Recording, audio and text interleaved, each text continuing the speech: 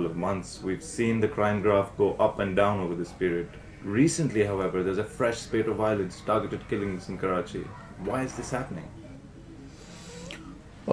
Most of these targeted killings, and whenever there has been a spike in violence, if you analyze the crime, the target killings, they have always been related to sectarianism, mostly to sectarianism. Either the Shias have been killed or the Sunnis have been killed. And there have been Shias and Sunnis involved in it. But there is this is sectarian cum political, because there have been people who, the killers, right, who cut across the political divide. They are Shias, they are Sunnis. So when we say that sectarianism is sectarian cum political, and we'll have to take into account both the factors.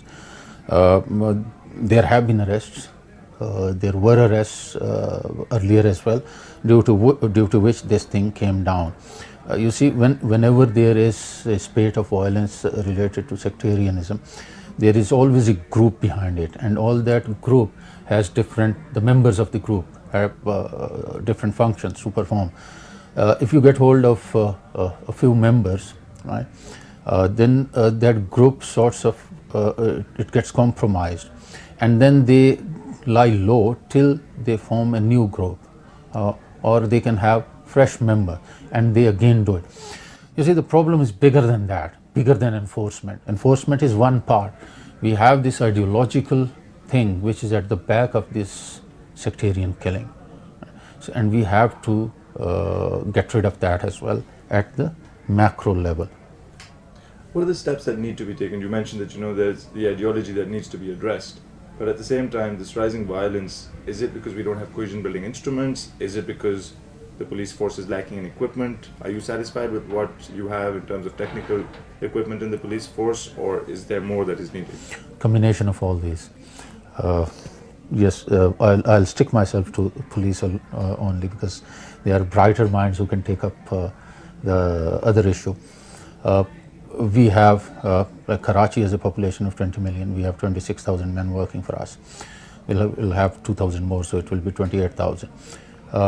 Any city which is with comparable population like Delhi is about 22 million, it is a force of 75,000. Go to any other city, say London. London has, although population is 7 million, 7.5 million, the police is 32,000. New York, 8.3 million, 34,000. Even Lahore is better than us. Lahore is 9 million, and it is more force than us.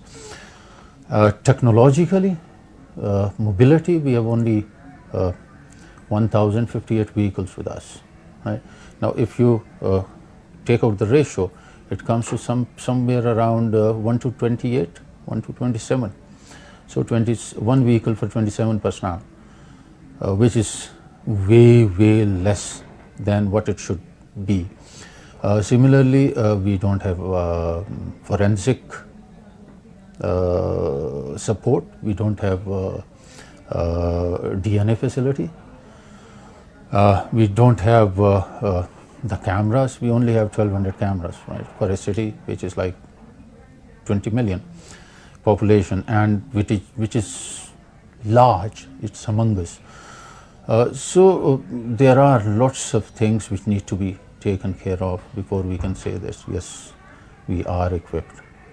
The Rangers, however, the paramilitary force, seems better equipped than the police. If all the funds that we invest in the paramilitary force, if those funds are invested in the Sindh police, do you think we will need the Rangers there anymore? Rangers is a paramilitary force, as you said yourself. It's not used for policing, it should not be used for policing, and the Rangers are also very clear about it. The DG himself is also very clear about it. But we have, as I discussed with you, we have our capacity issues, the strength issues. Right? If I had, say, 50,000 men working with me, or 40,000 men, 45,000 men working for me, perhaps I won't have needed Rangers. Rangers would have been here, but it would have a very minimal role, right? But since there are issues which are confronting us, whereby we don't have the requisite manpower, so we need Rangers for the time being at least.